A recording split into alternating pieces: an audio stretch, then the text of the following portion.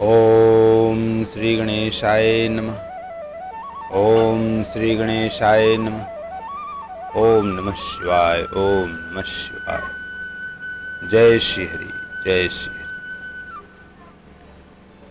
श्री शिव महापुराण रुद्र संहिता सती खंड अथ द्वितीयो अध्याय। सदाशिव से त्रिदेवों की उत्पत्ति। ब्रह्मा जी से देवता आदि की सृष्टि के पश्चात देवी संध्या तथा कामदेव का प्राकट्य। इत्याकर्ण्यवचस्तस्य नैमिषारण्यवासिनः पपप्रच्छ च मुनिश्रेष्ठः कथां पाप प्रणाशिनीं। सूत जी बोले, हे नैमिषारण्य निवासी मुनियों, ब्रह्मा के इस वचन को सुनकर नारद ने पुनः पापों को नष्ट करने वाली कथा पूछी। विधे विधे महाभाग कथां शंभो शुभावहाम् शृण्वन् भवन् मुखां भोजानन् तृप्तो अस्मि महाप्रभो। नारद जी बोले, हे विधे, हे विधे, हे महाभाग, हे महाप्रभो, आपके मुख कमल से कही जाने वाली कल्याणकारिणी कथा को सुनकर मैं तृप्त नहीं हो पा रहा हूं। अतः कथय तत्सर्व शिवस्य चरितं शुभम् सति कीर्तव्यं दिव्यं श्रोतुमिच्छामि विश्वकृत।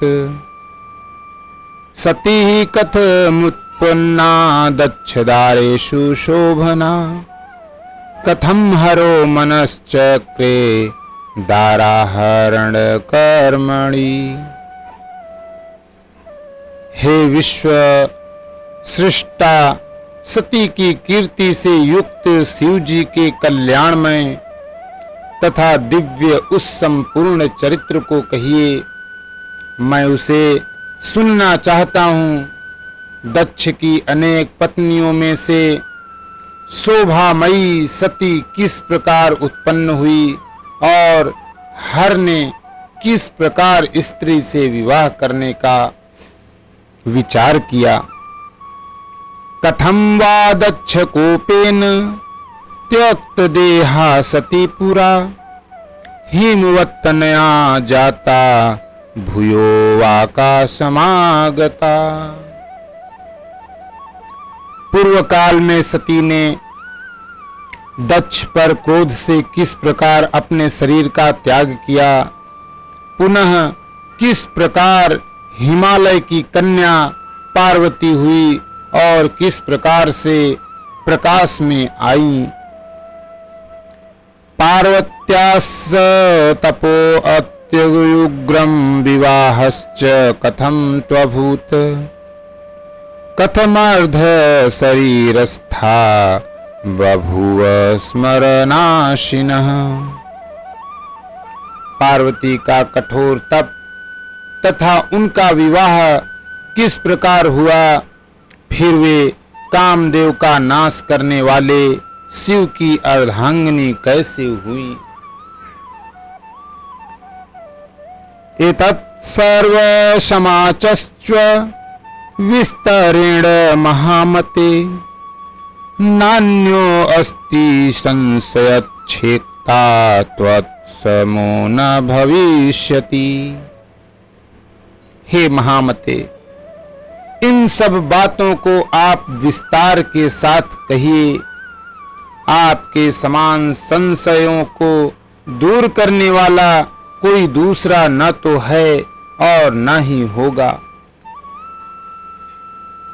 शृणु त्वं च मुने सर्व सती शिव यशः शुभम् पावनं परम दिव्यं गूढ़ाद गृहात्मं परम। एतच्छम्भुः पुरोवाच भक्तवर्याय विष्णवे पृष्टस्तेन महाभक्त्या परोपकृतये मुने। ब्रह्मा जी बोले, हे मुने, शिव तथा सती के परम पावन दिव्य एवं गुहा से गुहातम तथा परम कल्याणकारी चरित्र को सुनिए। हे मुने, पूर्व काल में परोपकार के लिए विष्णु द्वारा महान भक्ति से पूछे जाने पर शिव जी ने भक्तवर विष्णु से इसका वर्णन किया था। ततः सोपि मया पृष्टो विष्णु सैववरः सुधीः प्रत्यामहं समाचख्यो विस्तरान् मुनिषत्तमा। अहं तत्कथयिष्यामि कथामितां पुरातनीं शिवाशिवयोषो युक्तां सर्वकामफलप्रदाम्। हे मुनि श्रेष्ठ, उसके बाद मैंने भी यह कथा शिव भक्तों में श्रेष्ठ बुद्धिमान विष्णु से पूछी। तब उन्होंने प्रीति पूर्वक विस्तार से मुझसे कहा, मैं सभी कामनाओं का फल प्रदान करने वाली एवं शिव के यश में युक्त उस प्राचीन कथा को आपसे कहूंगा। पुरा यदा शिवो देवो निर्गुणो निर्विकल्पकः अरूप शक्ति रहितश्चिन्मात्रः सदसत्परः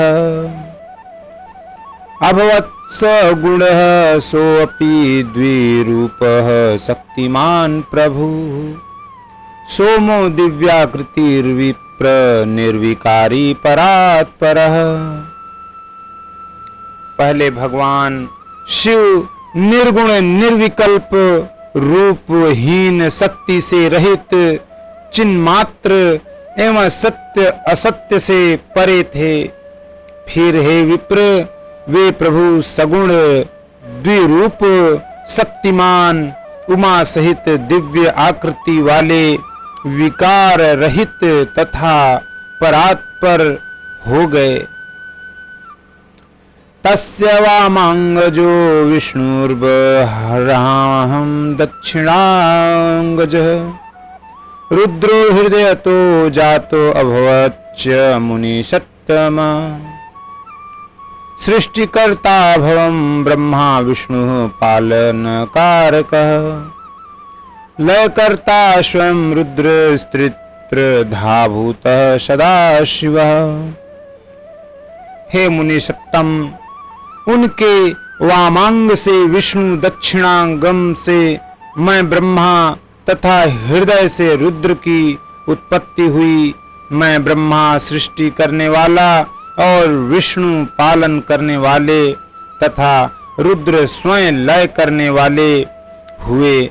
इस प्रकार सदाशिव के 3 रूप हुए।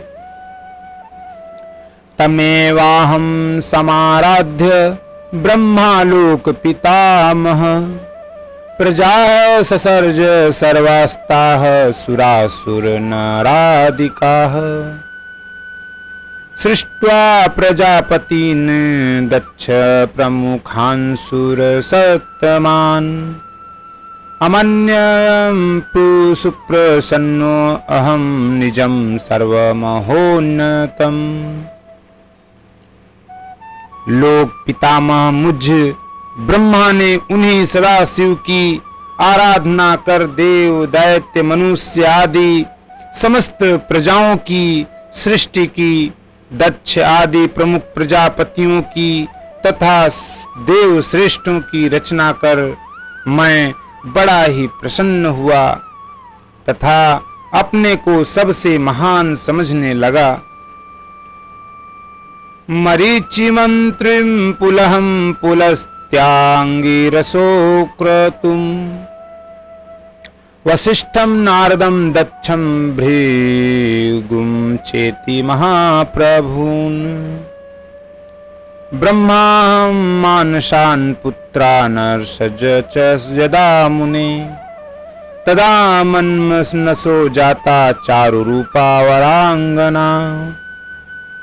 हे मुने, जिस समय मुझ ब्रह्मा ने मरीचि, अत्रि, पुलह, पुलस्त्य, अंगिरा, कृतु, वशिष्ठ, नारद, दक्ष एवं भृगु इन महान प्रभुता संपन्न मानस पुत्रों की सृष्टि की, उसी समय मेरे मन से एक सुंदर रूप वाली श्रेष्ठ युवती भी उत्पन्न हुई।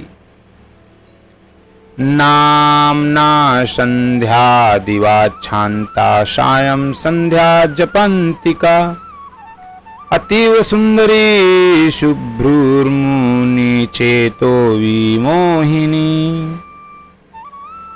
वह संध्या के नाम से प्रसिद्ध हुई, जो प्रातः संध्या तथा सायं संध्या के रूप में क्रमशः दिवाच्छान्ता तथा जपंतिका कही गई। वह अत्यंत सुंदरी, सुंदर भौहों वाली तथा मुनियों के मन को मोहित करने वाली थी।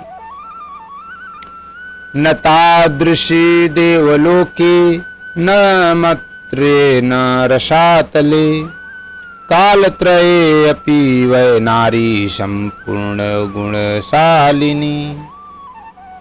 संपूर्ण गुणों से युक्त वैसी स्त्री देवलोक, मृत्युलोक और पाताल लोक में न उत्पन्न हुई, न है और न तो होगी। वह संपूर्ण गुणों से परिपूर्ण थी। दृष्ट्वाहं तां समुत्थाय चिन्तयन् हृदय गतां दच्छादय स्वरुत्सारो मरीच्यादाश्च मत्सुताः। एवं चिन्तयतो मे हि ब्रह्मणो मुनि सत्तम मानस पुरुषो मंचुराविर्भूतो महाद्वतः। उस कन्या को देखते ही उठ करके उसे हृदय में धारण करने के लिए मैं मन में सोचने लगा। दक्ष तथा मरीचि आदि लोक सृष्टा मेरे पुत्र भी सोचने लगे। हे मुनि सत्तम, मैं ब्रह्मा अभी इस प्रकार सोच ही रहा था कि उसी समय एक अत्यंत अद्भुत एवं मनोहर मानस पुरुष उत्पन्न हुआ। कांचनीकृत जाताभ पिनोरश्क सुनासिकः सूर्वित्तोरुकटिजङ्घो नीलवेलितकेशरः लग्नभ्रूयुग्लो लोलः पूर्णचन्द्रनिभाननः कपाटायत सब्द्वच्छो रोमराजिविराजितः अभ्रमातण्डकाकारः पिनो नीलसुवासकः आरक्त पाणी नयन मुख पादक रोद्वभवः क्षीण मध्य स्वारुदंत प्रमक्त गज गंधनः प्रफुल्ल पद्मापत्राक्षः केसर घ्राण तर्पणः कम्बुग्रीवो मीनकेतुः प्रांशुर्मकरावहन पंचपुष्पायुद्धो वेगी पुष्पकोदण्डमण्डितः कान्तकटाक्षपातेन भ्राम्यनयनद्वयम् सुगन्धिमारतोर्तात भृङ्गारस सेवितः। हे तात, वह पुरुष तप्त स्वर्ण के समान कांति वाला, स्थूलवक्ष स्थल वाला, सुंदर नासिका वाला, सुंदर तथा गोल उरु कमर जंघा वाला, काले तथा घुंघराले बालों वाला, आपस में मिली हुई भौहों वाला, पूर्ण चंद्रमा के समान मुख वाला, कपाट के समान विस्तीर्ण छाती वाला, रोम राजी से सुशोभित, बादल पर्यंत ऊंचे गजराज के समान आकृति वाला, महास्थूल तथा नील वर्ण का सुंदर वस्त्र धारण किए, रक्त वर्ण के हाथ, नेत्र, मुख, पैर और उंगलियों वाला, पतली कमर वाला, सुंदर दांतों वाला,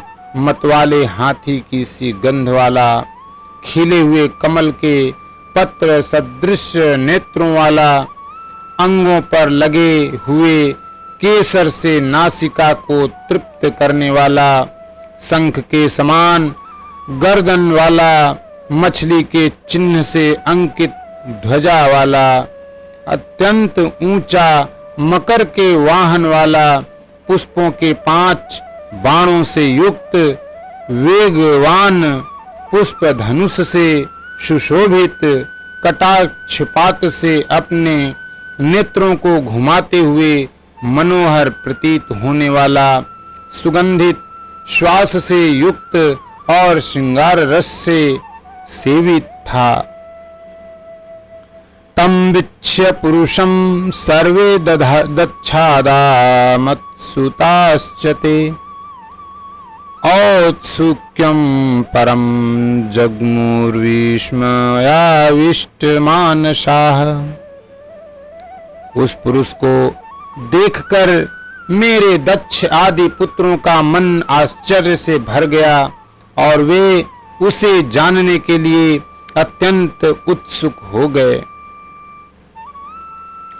अभवद्विकृतं तेषां मत्सुतानां मनोद्रुतं, धैर्यनैवाल भक्तात् कामाकुलित चेतसाम्। वासना से आकुल चित्त वाले मेरे उन पुत्रों का मन शीघ्र ही विकृत हो गया। हे तात, उन्हें थोड़ा भी धैर्य नहीं प्राप्त हुआ। मां सोपि वैधंस विच्छ सृष्टारं जगता प्रतिम, प्रणम्य पुरुष प्राह विनयान कन्धर। वह पुरुष सृष्टा तथा जगतपति मुझ ब्रह्मा को देखकर विनय भाव से सिर झुकाकर प्रणाम करके मुझसे कहने लगा, किम करिष्याम्यहं कर्म ब्रह्मास्तत्र नियोजय, मान्योऽद् पुरुषो यस्मादुचितः शोभितो विधे। पुरुष बोला, हे ब्राह्मण, मैं कौन सा कार्य करूं? मुझे जो कर्म करणीय हो उस कर्म में मुझे नियुक्त कीजिए। हे विधाता, आप मेरे मान्य पुरुष हैं, मैं आपकी आज्ञा का पालन करूं, यही उचित है तथा इसी से मेरा शोभा भी होगा। अभिमानं च योग्यं च स्थानं पत्नी च यामं, तन्मे वद त्रिलोकेश त्वं सृष्टा जगतां पतिः। मेरे लिए जो अभिमान योग्य स्थान हो तथा जो मेरी पत्नी हो उसे मुझे बताइए। हे त्रिलोकेश, आप जगत के पति हैं। एवं तस्य वच श्रुत्वा पुरुषस्य महात्मनः, क्षणं न किंचित प्रोवाच स सृष्टाचाति विस्मितः। अतो मनः संशयम्य सम्यगुप्त सृज्य विस्मयम्, अवोचत् पुरुषं ब्रह्मा तत्काम च समावहन्। ब्रह्मा जी बोले, उस महात्मा पुरुष के इस वचन को सुनकर मैं ब्रह्मा अत्यंत आश्चर्यचकित हो गया और थोड़ी देर तक कुछ नहीं बोला। फिर मन को नियंत्रित कर और आश्चर्य का परित्याग करके उस कामदेव को बताते हुए कहने लगा, अनेन त्वं स्वरूपेण पुष्पबाणैश्च पंचभिः मोहयन् पुरुषान् स्त्रीश्च कुरु सृष्टि सनातनीम् अस्मिन् जीवाश्च देवादास्त्रैलोक्ये सचराचरे एते सर्वे भविष्यन्ति न क्षमास्तव लंघने। ब्रह्मा जी बोले, तुम अपने इस स्वरूप से और पुष्पों के 5 बाणों से सभी स्त्री तथा पुरुषों को मोहित करते हुए सनातन सृष्टि की रचना करो। इस चराचर त्रिलोकी में जीव तथा देवता आदि कोई भी तुम्हारा लंघन करने में समर्थ नहीं होंगे।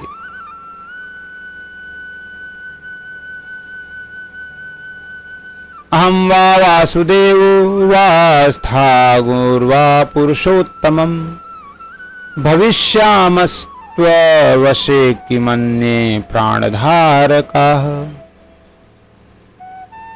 प्रच्छन्न रूपो जन्तूनां प्रविशन् हृदयं सदा सुख हेतुः स्वयं भूत्वा सृष्टि कुरु सनातनीम्।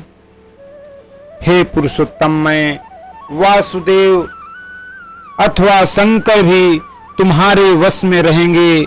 अन्य प्राणधारियों की तो बात ही क्या, तुम गुप्त रूप से प्राणियों के हृदय में प्रवेश करते हुए स्वयं सबके मुख के कारण बनकर सनातन सृष्टि करो। त्वत्पुष्प बाणस्य सदा सुखलक्ष्यं मनो अद्रुतम् सर्वेषां प्राणिनां नित्यं सदा मद करो भवान। समस्त प्राणियों का विचित्र मन तुम्हारे पुष्प बाणों का सुख पूर्वक भेदने योग्य लक्ष्य होगा। तुम सभी को सदा उन्मत्त करने वाले होगे। इति ते कर्म कथितं सृष्टि प्रावर्तकं पुनः नामान्यते वदिष्यन्ति श्रुता मे तव तत्त्वतः। मैंने सृष्टि में प्रवृत्त करने वाला यह तुम्हारा कर्म कह दिया। ये मेरे पुत्र तत्व पूर्वक तुम्हारे नामों का वर्णन करेंगे। इत्युक्त्वाहं सुरश्रेष्ठ स्वसुतानां सुखानि च आलोक्य श्वासने पादे प्रोपविष्टो अभवं क्षणम्। ब्रह्मा जी बोले, हे सुरश्रेष्ठ, ऐसा कहकर अपने पुत्रों के मुख की ओर देखकर क्षण भर के लिए मैं अपने पदासन पर बैठ गया। ओम नमः शिवाय। इति श्री शिव महापुराणे द्वितीयायां रुद्र संहितायां द्वितीय शती खंडे काम प्रादुर्भाव नाम द्वितीय अध्याय। इस प्रकार श्री शिव महापुराण के अंतर्गत द्वितीय रुद्र संहिता के द्वितीय शती खंड में काम प्रादुर्भाव का वर्णन नामक दूसरा अध्याय पूर्ण हुआ। बोलो ओम नमः शिवाय, ओम नमः शिवाय, ओम हरि नारायण, ओम हरि नारायण।